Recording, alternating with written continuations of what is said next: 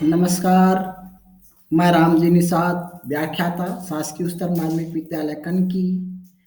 आज हम कक्षा 9वीं विषय संस्कृत के अंतर्गत संस्कृत शिक्षण में आज कक्षा 9वीं संस्कृत तृतीया पाठा छत्तीसगढ़ प्रदेशस्य वनानी का जो शेष भाग बचा है अनुवाद उसका वीडियो बना रहे हैं या भाग 2 रहेगा। तो इस प्रकार से आप लोग छत्तीसगढ़ प्रदेश से वनानी भाग 2 इस प्रकार से आप वीडियो देख सकते हैं। तो पहला गद्यांश है विविधा भी वन संपदा भी संपन्नानि वनानि प्रदेशे विद्यन्ते विधिक प्रबंधदृष्ट्या वनानि त्रिवर्गेषु व्यक्तानि आरक्षितवनं संरक्षितवनम् अवर्गीकृतवनं च। आरक्षितवनस्य प्रबन्धनं स्वव्यवस्थां भवति। अस्य सुरक्षाया विकासः च निश्चिता योजना भवन्ति। राष्ट्रीय उद्यानम् अभयारण्यं च आरक्षितवनम् एव स्तः। संरक्षितवनं संरक्षितवने संरक्षणेन च उत्पादनाय गतिविध्याः क्रियान्विता भवन्ति। वन विभागः योजनानुसारं वैज्ञानिक विधिनां वन उत्पादनं प्राप्नोति। अत्र उत्पादने सह वन संरक्षणं प्रथमं लक्ष्यमस्ति। इसका शब्दार्थ और व्याकरण देखिए। विविधा भी तृतीया विभक्ति बहुवचन है। विभिन्न वन संपदा भी तृतीया विभक्ति बहुवचन वन संपदाओं से। विधिक प्रबंध दृष्टिया तृतीया विभक्ति एक वचन व्यवस्था की दृष्टि से। आरक्षित वनस्य षष्ठी विभक्ति एक वचन आरक्षित वन का। विकासस्य षष्ठी विभक्ति एक वचन विकास का। भवंती भू धातु लट लकार अन्य पुरुष एक वचन होते हैं। संरक्षित वने सप्तमी विभक्ति एक वचन संरक्षित वन में। संरक्षण संरक्षण के साथ सा के योग में तृतीया विभक्ति होती है। गद्यांश का अनुवाद देखिए।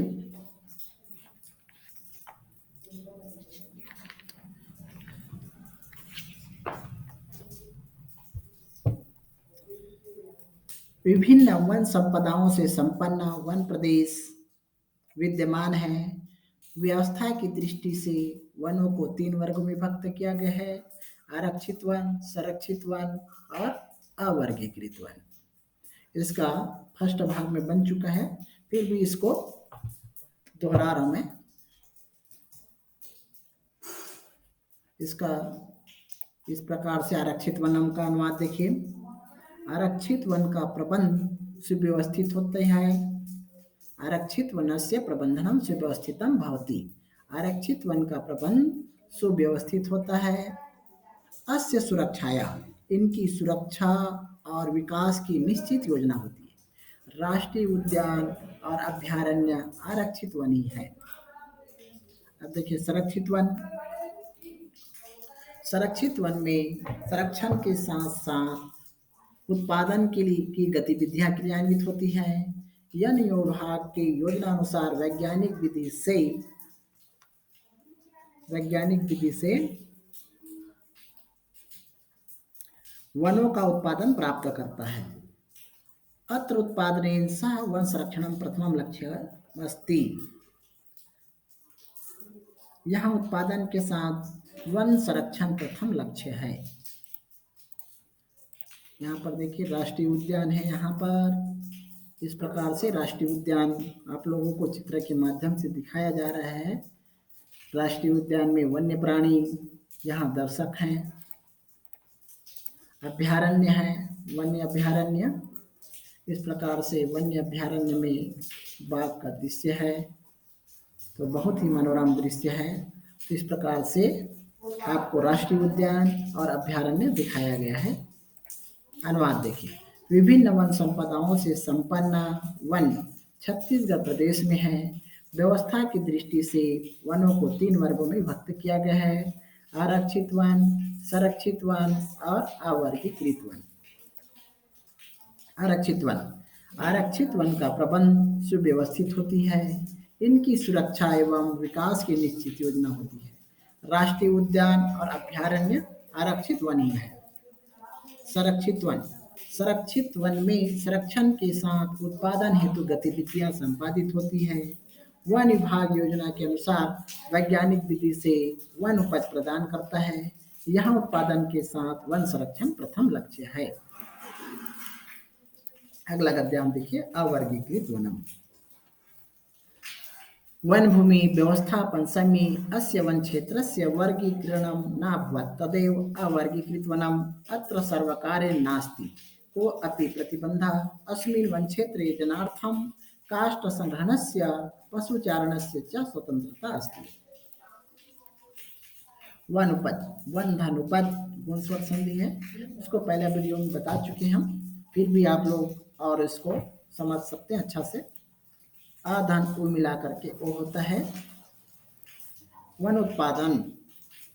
तो वन धन उत्पादन आ के बाद उ आने पर ओ हो जाता है, तो इस प्रकार से ओ गुण स्वर संधि में होता है। धनु बराबर ओ। भवंती भू धातु लट लकार अन्य पुरुष बहुवचन है। तदेव तत् धन एवं व्यंजन संधि है। नास्ति ना धन अस्ति, ना में अस्वर, अस्ति में अस्वर, अ और आ मिल करके दीर्घ आ हो गया, दीर्घ स्वर संधि है। गद्यांश का वर्ग अनुवाद देखिए। अवर्गीकृत वन, वन भूमि की व्यवस्थापन के समय जिस वन क्षेत्र का वर्गीकरण नावत नहीं हुआ था, व्यवस्था वन भूमि की व्यवस्था के समय में जिस वन क्षेत्र का वर्गीकरण नहीं हुआ था वही अवर्गीकृत वन है। अत्र सर्वकारेण, अत्र माने यहाँ, अब यह है यहाँ शासन के द्वारा को अपि प्रतिबंधा नास्ति, कोई भी रोक नहीं है। यहाँ सरकार के द्वारा कोई भी प्रतिबंध नहीं है। अस्मिन वन क्षेत्रे, इस वन क्षेत्र में जनार्थम लोगों के लिए लकड़ियां एकत्रित करने की और पशु चराने की स्वतंत्रता है। इस वन क्षेत्र में लोगों के लिए लकड़ी संग्रह और पशु चराने की स्वतंत्रता है। अनुवाद देख लीजिएगा। अवर्गीकृत वन, वन भूमि के व्यवस्थापन समय में जिन क्षेत्र का वर्गीकरण नहीं हुआ था वही वर्गीकृत वन है। यहाँ शासन द्वारा कोई प्रतिबंध नहीं है। इन वन क्षेत्र में लोगों के लिए काष्ठ संग्रह और पशुओं को चराने की स्वतंत्रता है। यहाँ पर अभ्यारण्य भी बताया गया है। उदंती अभ्यारण्य कहाँ है? गरियाबंद मंडल में। बच्चे इसको याद अच्छा से करेंगे, ध्यान देंगे इसमें। सीता नदी अभ्यारण्य धमतरी मंडल में। बार नवापार अभ्यारण्य महासमुंद मंडल में, मंडल माने जिला। भैरमगढ़ अभ्यारण्य बीजापुर मंडल। पामेर अभ्यारण्य बीजापुर मंडल।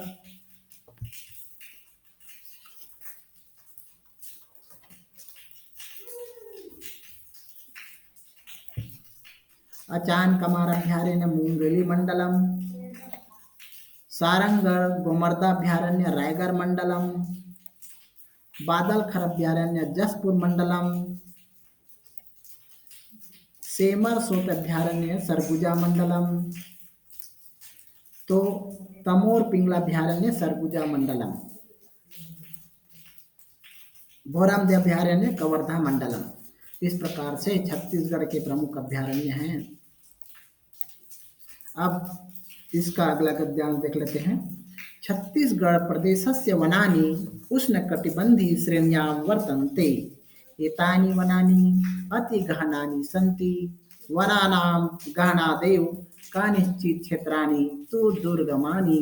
प्रदेशस्य उत्तर दक्षिण भागयोः संघ्नानि वनानि सन्ति, परन्तु मध्यभागे विरलानि। एतेषां विशेषता अस्ति यत् तानि सर्वाणि पर्णपाती वनानि सन्ति। तत्र मुख्यत्वेन वृक्षाणां द्वे प्रजातिः स्तः, सालः सगुणश्च।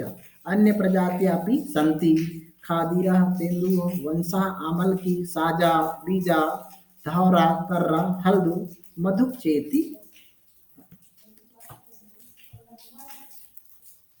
इस प्रकार से इस चित्र के माध्यम से साल का वृक्ष है, यहाँ पर कर्रा है, तेंदू, इस प्रकार से वन्य में मिला पाया जाता है तेंदू। ये भी तेंदू फल, वृक्ष में लगा हुआ तेंदू का फल है।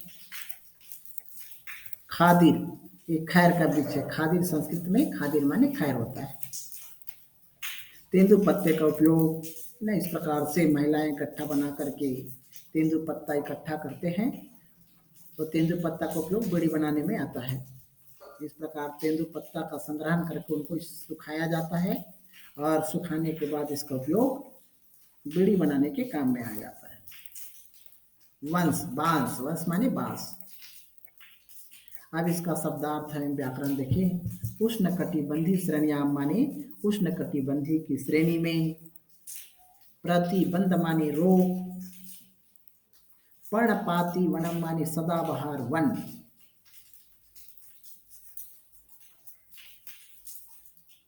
खादिर माने खैर।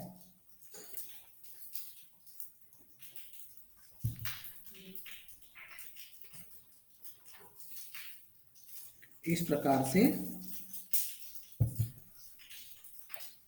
वंश माने बांस, अमलकी माने आंवला, मधुका माने महुआ, संति अस धातु लट लकार अन्य पुरुष बहुवचन है। गहनात धन एव व्यंजन संधि है, यहाँ पर गहनात धन एव व्यंजन संधि। वृक्षाणाम षष्ठी भक्ति बहुवचन है, वृक्षों का।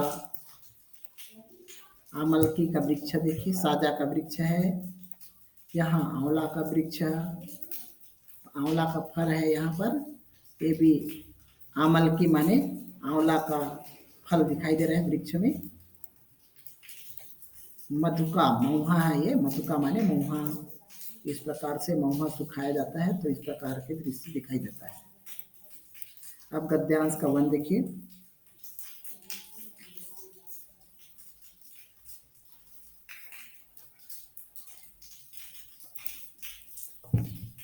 छत्तीसगढ़ प्रदेशस्य वनानि उष्णकटिबंधीय श्रेणियां वर्तन्ते।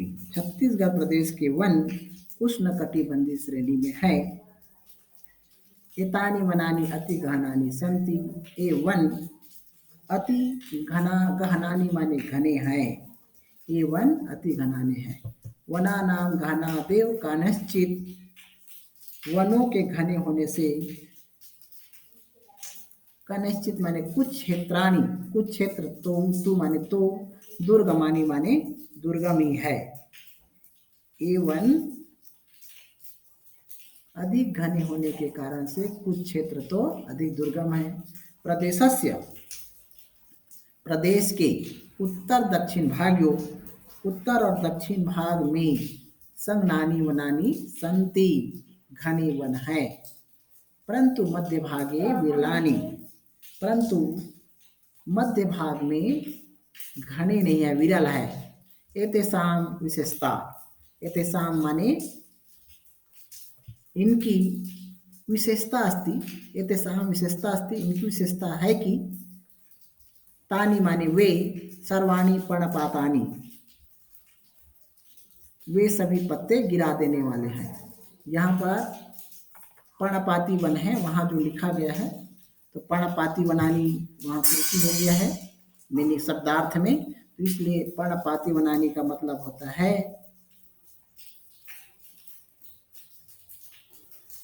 पतझड़, पतझड़ होता है। तो इस प्रकार से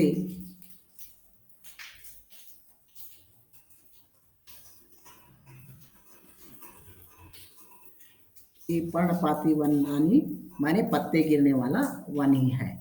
इसको आप लोग सुधार लेंगे, पतझड़ होता है उससे पर्णपाती वन का।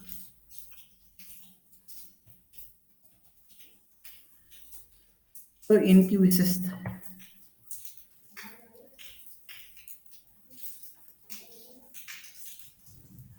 इतेषां विशेषता, इनकी विशेषता है कि तानी वे सर्वाणी पर्णपाती वनानि संति, पतझड़ वन है। तत्र मुख्यत्वे वृक्षाणां द्वे प्रजाति स्तः,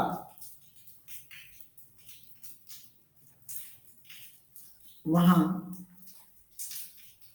मुख्य रूप से वृक्षा नाम द्वे प्रजातिस्तः, मुख्य रूप से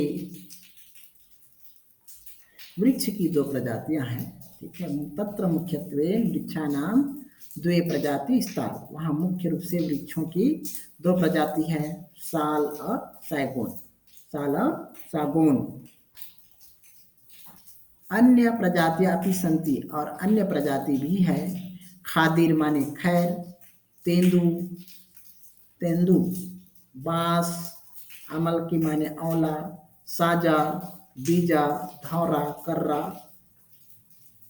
हल्दू और मधु, मधुक माने महुआ, और महुआ है। इस प्रकार से वहाँ मुख्य रूप से वृक्षों के दो प्रजाति हैं, साल और सैगून। अन्य प्रजातियां भी हैं, खैर, तेंदु, बांस, आंवला, साजा, बीजा, धौरा, कर्रा, हल्दू और महुआ आदि है। इसका अनुवाद भी देख सकते हैं। छत्तीसगढ़ प्रदेश के वन उष्णकटिबंधीय की श्रेणी में है। ये वन अत्यंत सघन है। वनों की सघनता के कारण ही कुछ क्षेत्र तो दुर्गम है। प्रदेश के उत्तर दक्षिण भाग में सघन वन है, परंतु मध्य भाग में विरल है। इनकी विशेषता है कि ये सभी सदाबहार वन है। वहाँ मुख्य रूप से वृक्षों की दो प्रजातियां भी है, खैर, तेंदु, बांस, आंवला, साजा, बीजा, धौरा, कर्रा, हल्दू और महुआ है। अगला करते हैं, देखिए उपलब्ध उपलब्ध उपलब्धासु वनस्पतेषु औषधिपादपा प्रचुर मात्रायाम् उपलभ्यन्ते। प्रदेशस्य बहुवा उद्योगा वन उत्पादने एव अवलम्बिताः, यथा काष्ठं, कर्गदं, हरितकी, वंशा, खादिरा च। वनानि एतानि जनेभ्यः आजीविकाया साधनानि सन्ति। इसका शब्दार्थ व्याकरण देखिए। वनस्पतिषु माने सप्तमी विभक्ति बहुवचन है, वनस्पतियों में। प्रचुर मात्रायाम सप्तमी विभक्ति एक वचन है, यहाँ पर स्त्रीलिंग है, मात्रा जो है स्त्रीलिंग है। इस प्रकार से सप्तमी विभक्ति एक वचन प्रचुर मात्रा में, प्रदेशस्य षष्ठी विभक्ति एक वचन, अस्य है तो प्रदेश के, करगतम माने कागज,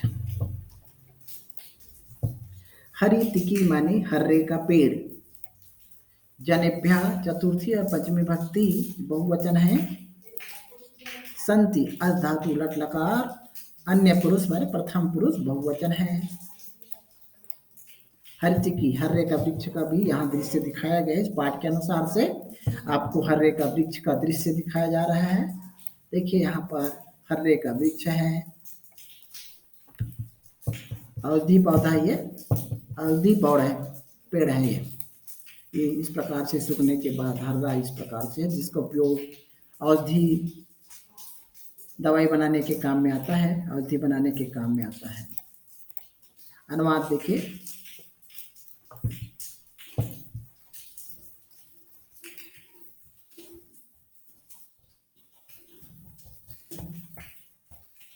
अनुवाद करें।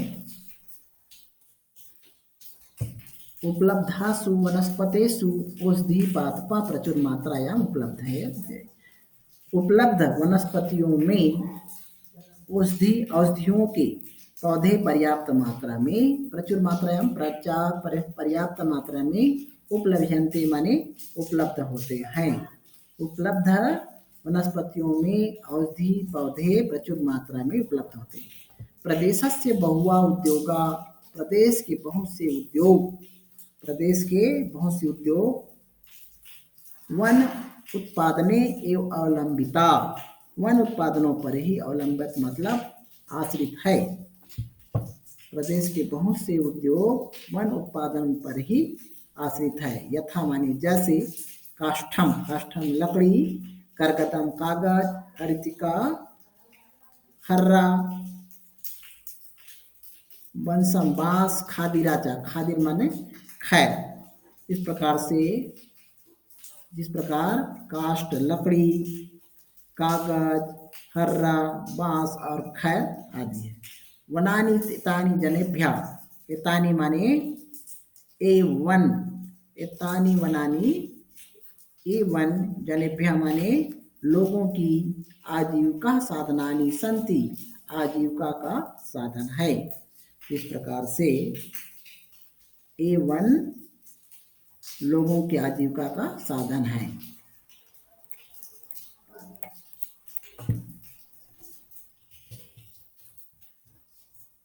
अनुवाद देखिए, उपलब्ध प्राप्त वनस्पतियों में औषधि पादप पर्याप्त मात्रा में उपलब्ध है। प्रदेश के बहुत से उद्योग वन उपज पर ही निर्भर है, जैसे काष्ठ, लकड़ी, कागज, हर्रे का वृक्ष, बांस और खैर। ये वन लोगों की जीविका के साधन है। अगला गद्यांश देखिए, अंतिम। वन्यजीवानां बहुलता विविधता च प्रदेशस्य गौरवम्। एतेषाम् उपलब्धता तत्क्षेत्रे वनानां सुस्थितिः द्योत्यते। एतेषु वन्यजीवेषु प्रमुखता व्याघ्र, तरक्षु, वनमहिष, हरिण, सांबर, गौर, वनमरा, भल्लुका, पर्वतसारिका, नीलगौ, चिंकारादयः चेति। वनमहिषः राजकीय पशु, पर्वतसारिका राजकीय पक्षी च घोषितौ। वन्यजीवानां रक्षणार्थम् अपि वनसंरक्षणम् आवश्यकम्।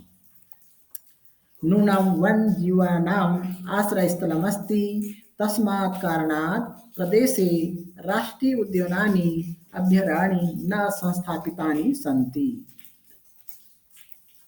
शब्दार्थ एवं व्याकरण देखिए, बहुलता माने अधिकता, विविधता माने विभिन्नता, द्युत्यते माने प्रतीक है, तरक्षु माने होता है तेंदुआ, वन महिष माने वन भैंसा, वनवरा माने जंगली सुअर, भल्लुका माने भालू, पर्वत सारिका माने पहाड़ी मैना, नीलगौ माने नीलगाय।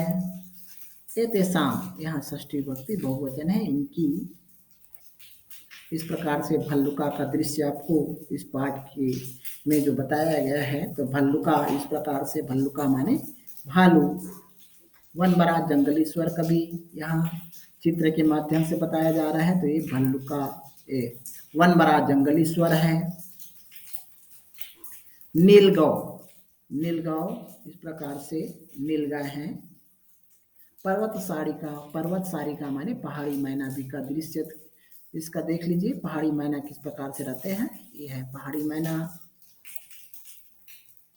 ये है तरक्षु, तेंदुआ है, तरक्षु माने तेंदुआ, व्याघ्र माने बाघ, बाघ का ये फोटो है। इस प्रकार से आप लोगों को जो वन में पाया जाता है उसका, वन्य प्राणी का इस चित्र के माध्यम से बताया जा रहा है। हरिण, हरिणा माने हिरन, हिरन का भी यहाँ पर दृश्य देखिए। यहाँ वन महिष माने जंगली भैंसा, जंगली भैंसा का इस प्रकार से जंगली भैंसा का दृश्य है। ये हरिण माने हिरन है ये। अब गद्यांश का अनुवाद करते हैं। वन्य जीवानां बहुलता विदिता च प्रदेशस्य गौरवम्। वन्य प्राणियों की बहुलता और विविधता प्रदेश का गौरव है। बच्चे एक बार ध्यान से सुनिए इसको। वन्य जीवों की बहुलता और विविधता प्रदेश का गौरव है। एतेषाम उपलब्धता, एतेषाम माने इनकी उपलब्धता, तत्क्षेत्रे, तत्क्षेत्रे माने उस क्षेत्र में वनों की स्थिति प्रदर्शित करता है। वनों की स्थिति, सुस्थिति, अच्छी स्थिति को द्योत्यते माने प्रदर्शित करता है, विद्यमान है। इनकी उपलब्धता उस क्षेत्र में वनों की स्थिति को प्रदर्शित करता है।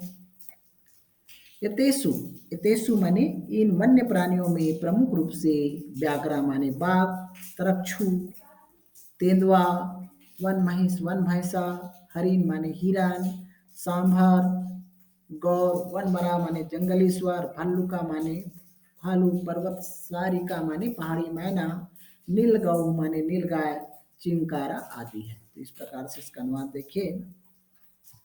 इन वन्य जीवों में प्रमुख रूप से बाघ, तेंदुआ, वन भैंसा, हिरन, सांभर, गौर, जंगली स्वर, भालू और पहाड़ी मैना, नीलगाय और चिंकारा आदि है। वन महेश राजकीय पशु। वन महेश माने जंगली भैंसा। जंगली भैंसा राजकीय पशु है। पर्वत सारिका राजकीय पक्षी क्या घोषित और पहाड़ी मैना राजकीय पशु घोषित किया गया है। इसको ध्यान से समझे। वन जंगली भैंसा वन भैंसा राजकीय पशु है और पहाड़ी मैना राजकीय पक्षी घोषित किया गया है। वन्य जीवानाम रक्षणार्थम अपि वन संरक्षणम आवश्यकम। तो वन्य प्राणियों की रक्षा रक्षा के लिए भी वन संरक्षण आवश्यक है। इस प्रकार से वन्य जीवों की रक्षा के लिए भी वन संरक्षण अति आवश्यक है। नूनम नूनम माने निश्चित रूप से वन जीवानाम आश्रय स्थलम अस्ति। निश्चित रूप से वन जीवों का आश्रय स्थल है। तस्मात् कारणात् माने इसी कारण से प्रदेश में राष्ट्रीय उद्यान और अभ्यारण्य संस्थापितानि सन्ति। अभ्यारण्य स्थापित की गई है। तो इस प्रकार से देखिए निश्चित ही वन जीवों का आश्रय स्थल है। इस कारण से प्रदेश में राष्ट्रीय उद्यान और अभ्यारण्य स्थापित हैं। अनुवाद भी देख लीजिए। वन्य जीवों की बहुलता और विविधता प्रदेश का गौरव है। इनकी उपलब्धता उस क्षेत्र में वनों की अच्छी स्थिति का द्योतक प्रतीक है। इन वन्य जीवों में प्रमुख रूप से बाघ, तेंदुआ, वन भैंसा, हिरन, सांभर, गौर, जंगली सुअर, भालू, पहाड़ी मैना, नीलगाय और चिंकारा आदि है। वन भैंसा राजकीय पशु और पहाड़ी मैना राजकीय पक्षी घोषित किए गए हैं। वन्य जीवों की रक्षा के लिए वन संरक्षण आवश्यक है। निश्चित ही वन जीवों के आश्रय स्थल है। इस कारण से प्रदेश में राष्ट्रीय उद्यान और अभ्यारण्य स्थापित किए गए हैं। तो इस प्रकार से इस पाठ का अनुवाद हुआ। तो बच्चे इस पाठ का अनुवाद को समझे और इसके बाद इसको अच्छा से समझिए, फिर कॉपी में नोट करिए।